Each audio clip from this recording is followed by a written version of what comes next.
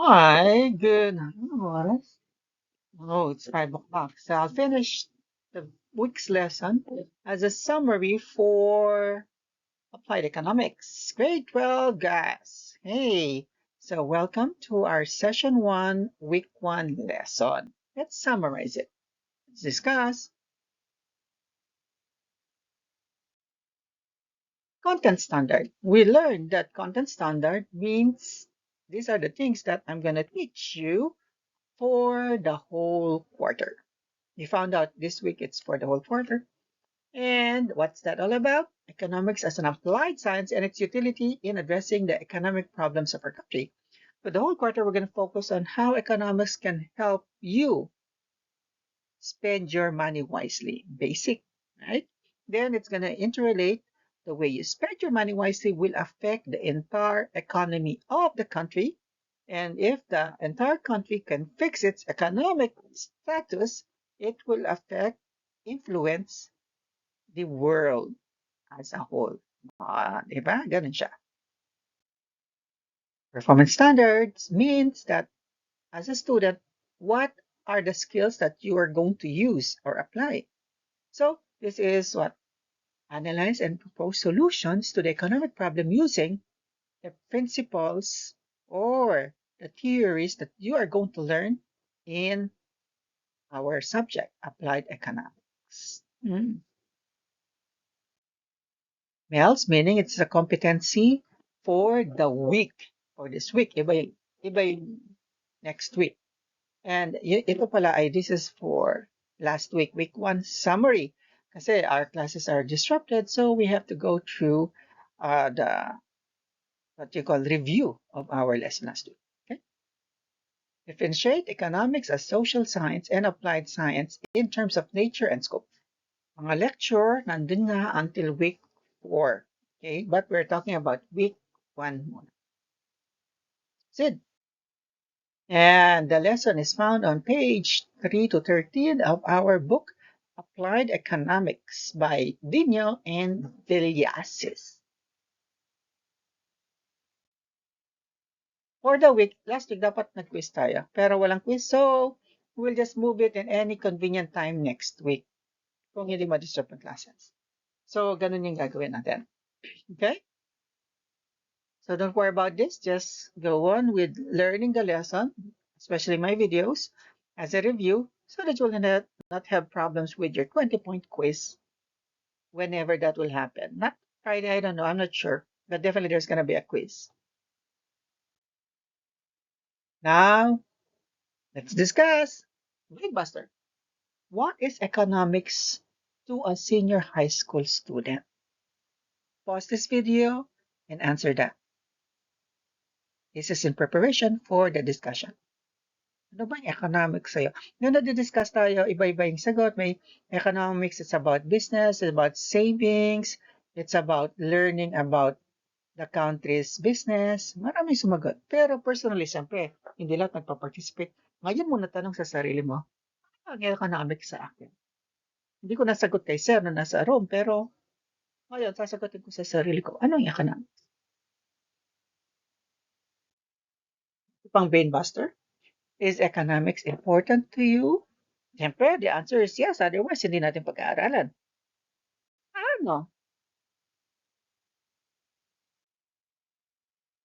Of course, we're going to understand different kinds of economics. We have the macroeconomics. Read your lecture. The definition is there. Microeconomics. Definition is there. Review. Review. Hey, we're done with Brainbuster.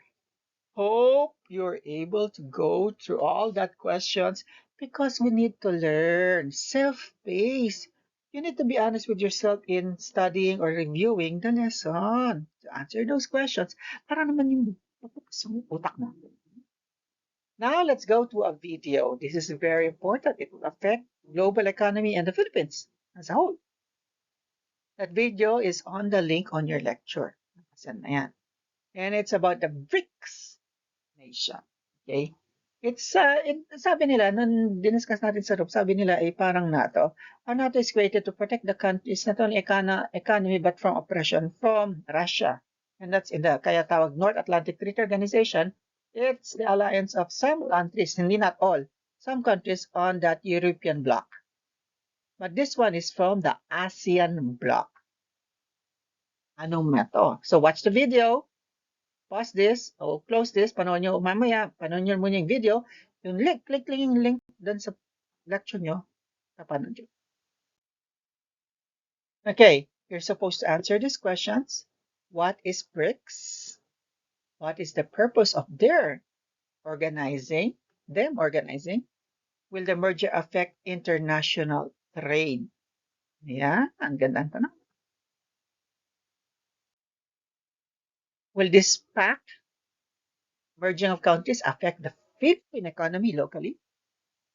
If you were the president of the Philippines, PBBM, will you join the BRICS nation? Magandang tanong yan. Pero napanood ko yung yung interview ni PBBM sa West Philippine Sea. Ayan local application approach and theories in economics. Solid ally ang pati yung tatay niya noon, si President Ferdinand E. Marcos Jr., si Jr., PBBM Jr., ay loyal din sa United States. So, hindi yan mag-join ng BRICS. Parang nagsasabi. Naging political analyst tuloy yan. Now, all of these things about BRICS, all of these things, if you watch the video, I hope you watch it,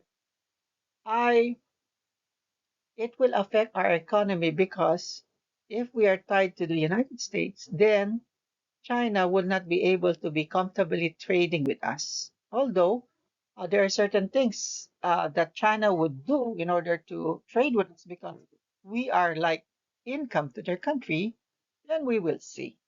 Speaking of income, what is gross domestic product or GDP? In simple words, it's a total monetary or market value of all the finished goods, mga finished products, hindi raw materials, and services produced within the country. Services like, BPO, massage, engineers na nag-abroad or nag-work para sa bansa natin, okay? Services within the country, okay? Nag-work sa borders natin, Pilipinas, hindi sa abroad.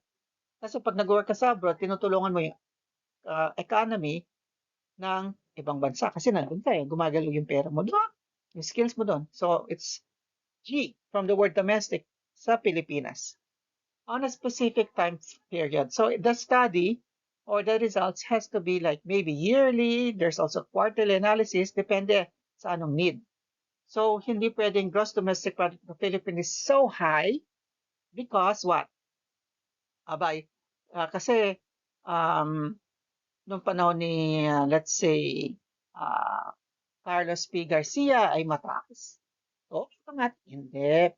Period of time yan, specific. Mamaya maunawaan nyo yung chart. So, ibig sabihin, kung ano man ang kahalagahan ng binebenta natin, like for example, lahat ng produkto sa Pilipinas ay worth $10 billion. Okay? Services and goods, $10 billion. Ibig sabihin, lahat ng pwede natin ibenta o ikot o ibenta sa ibang bansa ay worth 10 billion. Ibig sabihin, ganon yung tinatawag na kalakas yung daloy ng pera, pag-ikot ng pera sa bansa. So that is what you call gross domestic product. In other words, ito yung kumikita ba yung bansa. Simple salita kasi sinisimplify ko bansa. Kumikita ba yung bansa sa taon 2023? Paano siya kikita? Marami ang business na hindi nagsara, maraming may trabaho, yung pera ay nagagastos ng maayos, yung tubo, kumikita lahat, pati gobyerno, that's GDP in simple words. And it affects what? Countries, what? Economy. Okay? Para maintindihan nyo ito pa, chart. Yan, nawala na yung camera. So, ito. Philippine growth through the years. Ay, kay Duterte pala yun sa dulo. Ayan. So, nakikita nyo, yun yung pinakamataas na GDP. Ayan, meaning, yung negosyo natin ay maayos, yung mga tao hindi naghihirap, may pambili sila, may trabaho. Mataas daw nung panahon ng bagong hapon yan. Panahon ng 20-something, ay 19, no, 50s, 40s, or 30s, gano'n. Mataas. Tapos, ayan, nakikita nyo, bumababa, taas, baba, taas, baba. Noong nagkapalitan si Marcos at si Cory, biglang bagsak, negatibo, kasi nga, magulo yung bansa natin noon.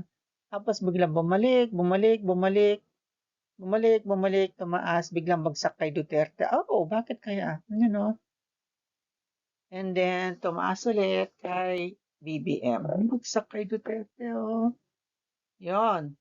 So, ibig sabihin, hindi pare-pareho ang tinatawag na kinikita ng ating bansa sa simpleng salita o yung business ng ating bansa o yung tinatawag ng yung mabenta yung kanilang produkto depende sa panahon at nangunguna. Depende sa iba't ibang mga tinatawag na forces or factors. So, yun ang ibig sabihin ng GDP. Okay, let's continue. Economics as a social science. Now, when you talk about social science, it broadly speaks about the study of society and how people collectively behave and influence the world around us. Economics as a social science studies human behavior just like psychology and sociology. Yeah. So, in other words, when you talk about social science, kasi economics, diba? Social science is study of people, basically. You're going to study, you're going to apply economics, you're going to study people on how they use their money, how they operate their business in simple words. Okay? Yun ang social science as applied economics.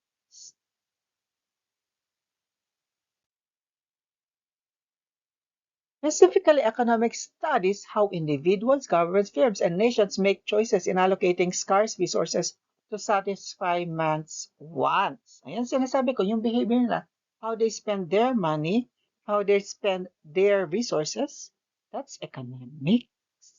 Okay? Why? According to our lecture, economics was invented due to scarcity. Diba, we discussed this inside the room. Ibig sabihin, walang katapusan na may pangangailangan ng tao. Kaya, kailangan pag-aralan yung paano gumagastos o kumikita yung tao upang sa gayon ay kahit pa paano sumaya siya sa buhay niya. Satisfy wants yun. Pag hindi ka masaya sa buhay mo, hindi nasa-satisfy yung wants mo, yung pangangailangan mo. Sad ka.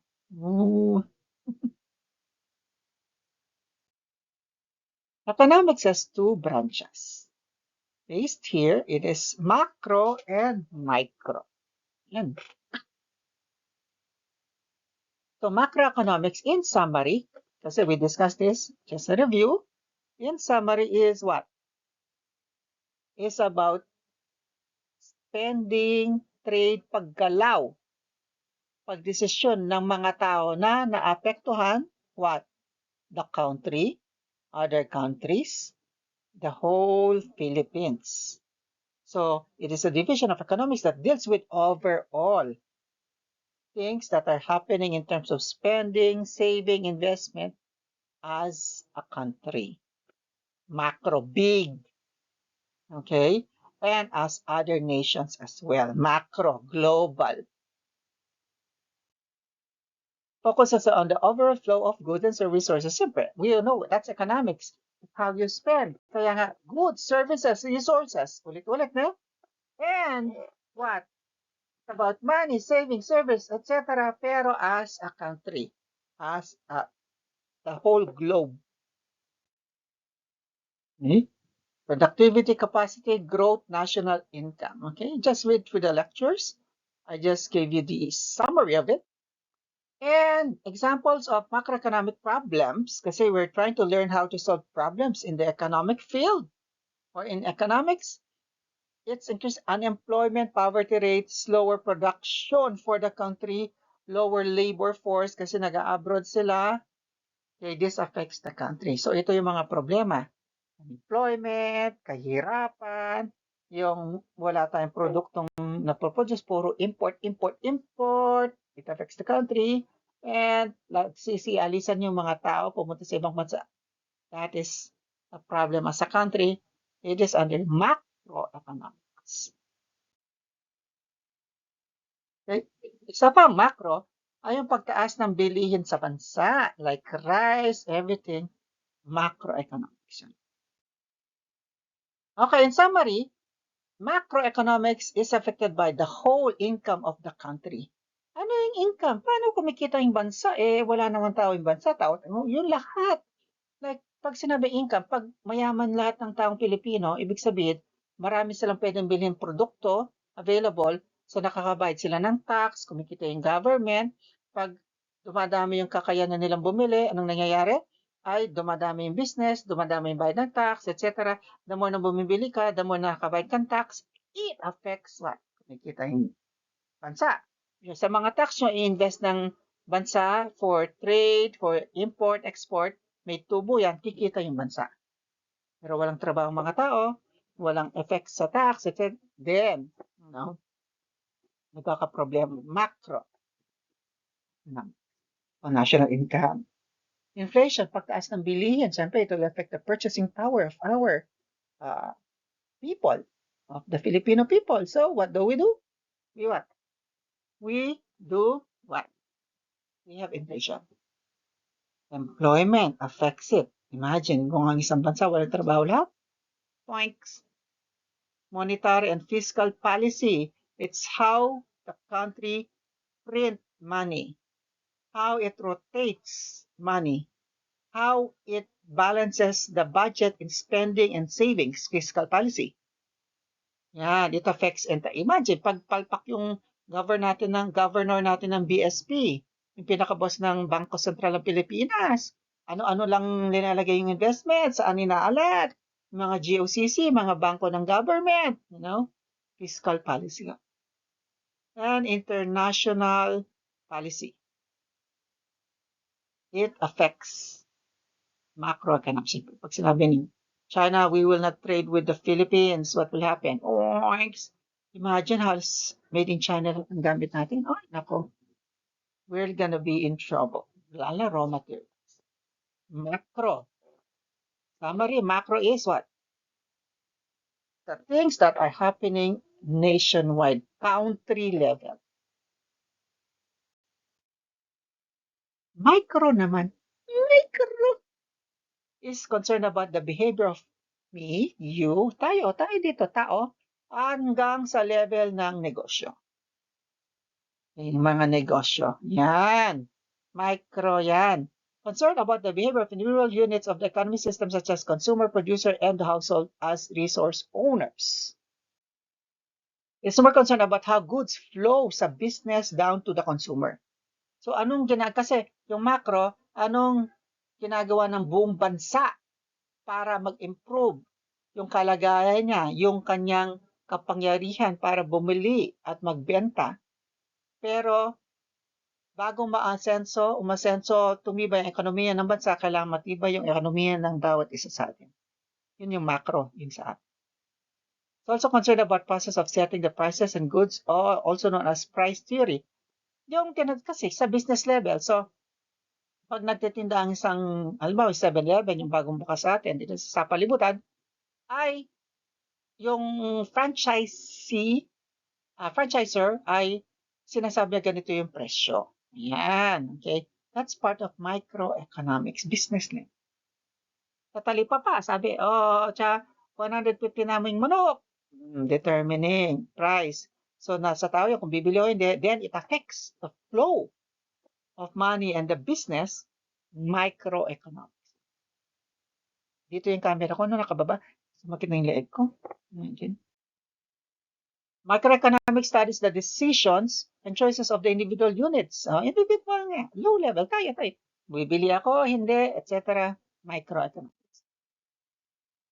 It does not focus on aggregate, summarize, or collective form of group into class or cluster. Individual nga. Pag nagkaroon ng class and cluster, bigger group like 10 businesses, etc., it affects macro. So, individual yan. income, employment. Some examples of microeconomics concerns our company plan for relocation, business to business.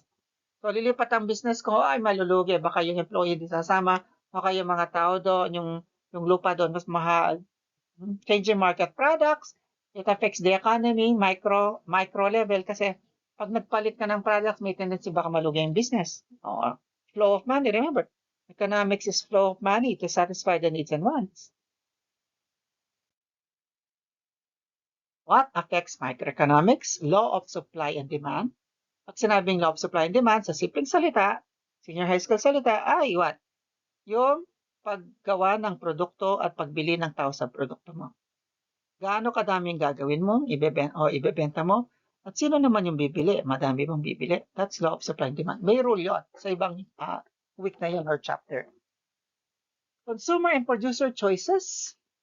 Okay, so ano ang gustong bili ng tao? Anong gustong ibenta ng business? It affects micro. Kaya business to consumer, yung bumibili, yun ang microeconomics.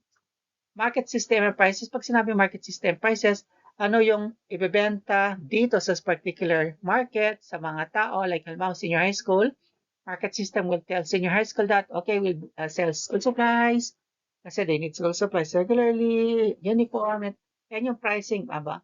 Sakto lang, lagyan ng tubo kasi hindi naman nagtatrabaho yung mga bata, So, that's micro. Individual again. Mga sahod ng tao at mga companies. Micro.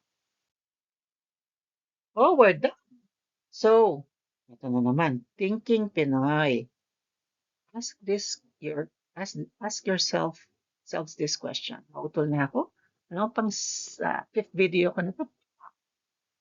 So, how does income inequality affect a country's overall economic growth and stability? Pag sinabing income equality, may taong konti sahod, may taong malaking sahod, paano ito nagkakaroon ng epekto sa negosyo ng atin bansa? Balik niyo yung video kanina, din explain ko na. Growth and stability, meaning, lumalakas ba yung bansa natin pagdating sa maraming kita o bumababa? O ito ay tamang-tama lang, stability. What are the potential consequences of a country having large national debt? Utang. 17 trillion na yata yung utang natin bilang isang bansa. Laki, no? Anong epekto ito sa ekonomiya? Wala tayong kita pag gano'n, no? Parang peke lang yung kinikitaan natin kasi may utang tayo. Paano natin mabawasan? Hindi na mabawasan. Naalala ko nung panahon ni Pinoy, Pangulong Noynoy, nababawasan yan, nagpapautang pa nga tayo. Ngayon, wala na dahil sa pandemic, natambak, hiram ng hiram, at puro confidential funds, halip na ilagay sa business, ginagawang personal funds, dadami yan. Session 1 completed. With next topic, stay safe and love learning. So, we talked about economics as a science and the branches of economics as macro, nationwide, country-to-country micro, tayo hanggang sa business, negosyo. And we understood that what? Economics is created because yung pangangailangan ng tao ay walang katapusan.